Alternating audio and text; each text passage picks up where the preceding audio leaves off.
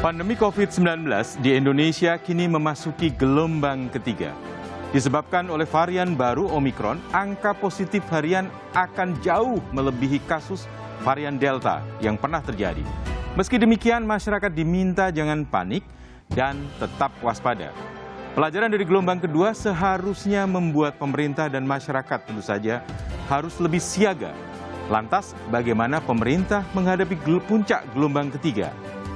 Saya Triagung Kristanto, malam ini menggantikan Mas Budiman Tanurejo yang masih berhalangan hadir. Saudara, inilah Satu Meja The Forum, gelombang ketiga pandemi.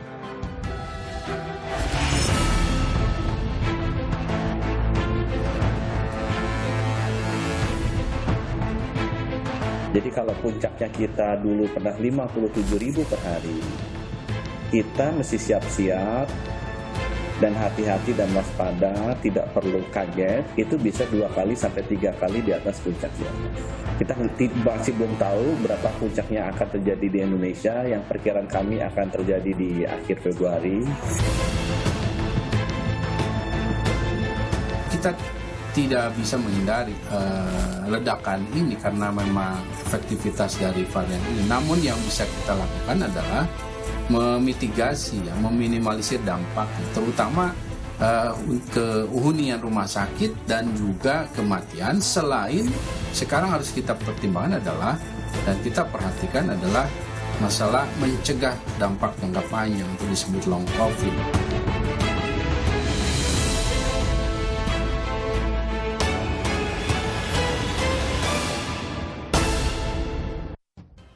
Kasus harian COVID-19 meningkat tajam dalam 2 pekan terakhir yang disebabkan oleh varian Omikron.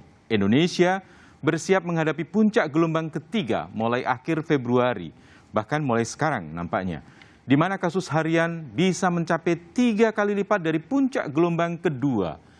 Inilah yang menjadi topik kita malam ini dan telah hadir bersama saya melalui sambungan daring, Zoom, ada Profesor Dr. Zubairi Jurban, Ketua Satgas COVID-19 dari Ikatan Dokter Indonesia.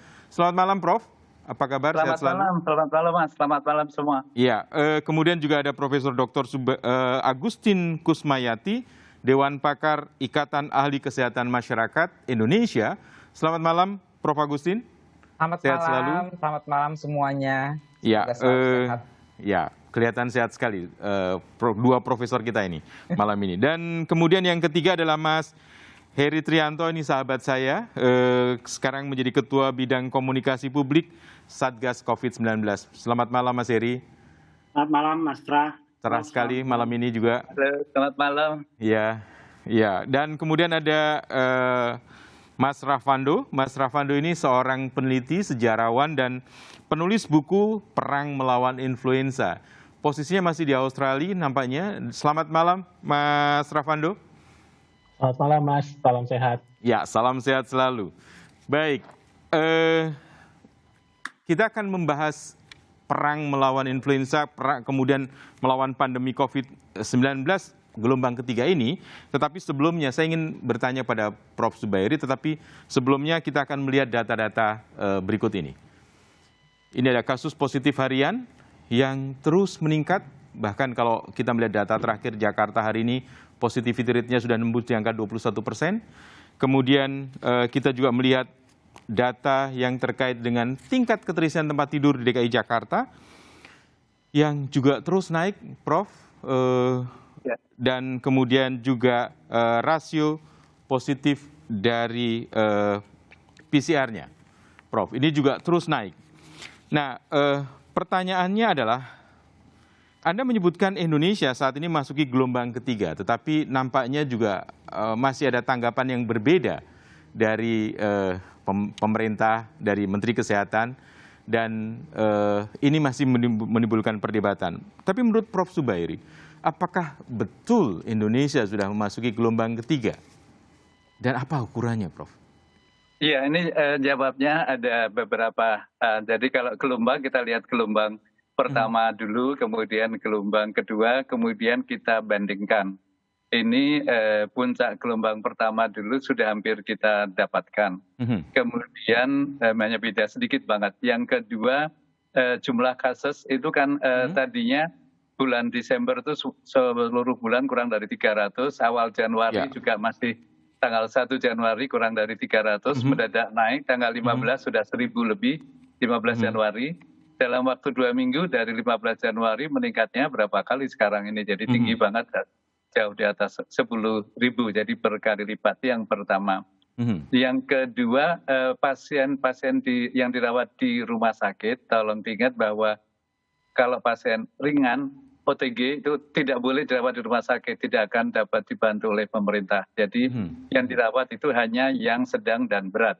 Itu ternyata hampir semua rumah sakit Jakarta sekarang sudah lebih dari 50%. 50%. Beberapa rumah sakit, termasuk rumah sakit saya bekerja, tadi saya lihat, saya ronde itu, ternyata saya tanya pada tim, penuh, jadi ruang isolasi penuh, ruang ICU penuh, ruang IGD penuh.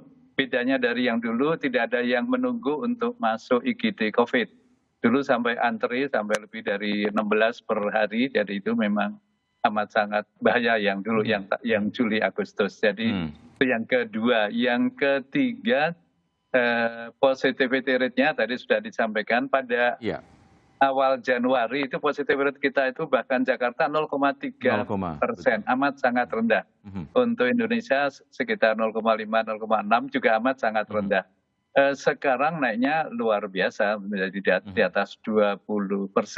Itu berarti risiko penularan amat sangat tinggi. Dan karena itu pula, ya itu yang bisa dipahami mengapa banyak terjadi klaster di sekolah tatap muka. Karena memang dimanapun pegangan untuk tatap muka membuka dan menutup, opening school itu tergantung dari positivity rate. Di atas 10% amat tidak aman, tidak boleh. Kalau kurang dari 3% amat aman. Jadi waktu sekolah dibuka, setuju saya, karena waktu itu kan memang di bawah 1%, jadi tentu aja bagus. Namun sekarang sudah jauh di atas 10%, 20% lebih. Jadi usulku kalau ada provinsi-provinsi yang positivity rate-nya di atas 20%, ya Jakarta sementara hari ini ditutup sudah. saja itu ya. Jadi itu gelombang ketiga, salah satu alasannya itu. Jadi kenaikan baik di angka, baik di positivity rate-nya, baik di tempat rumah sakit merawat, maupun juga di klaster-klaster yang bermunculan baik di sekolah tatap muka, ini baik hanya di perkantoran, gelombang baik di DPR. Prof, gelombang ketiga ini apakah hanya di Jakarta atau sudah nasional menurut Prof Zubairi? Karena kalau angkanya nasional kan masih di bawah. Nasional. Ya. Positivity nasional itu sedikit lebih tinggi dari Jakarta bahkan. Dan sayangnya provinsi-provinsi itu tesnya sedikit banget. Jadi lebih dari 50% tes seluruh Indonesia ini dikerjakannya di Jakarta. Jadi mohon provinsi-provinsi untuk meningkatkan jumlah tesnya agar membacanya tidak salah. Karena kalau sekarang ini yang tertulis kan positivity rate Jakarta 20% lebih, namun kasusnya paling banyak. Sedangkan positivity rate di luar Jakarta lebih tinggi, namun kasusnya sedikit. Jadi tolong juga dinaikkan tesnya. Oke, baik. Saya penjelasan Prof Zubairi menggambarkan situasinya, dan saya ingin menanyakan ini sebagai wakil dari Satgas pada Mas Heri. Tapi Mas Heri boleh tunggu sebentar setelah pesan-pesan berikut ini. Kita akan kembali lagi.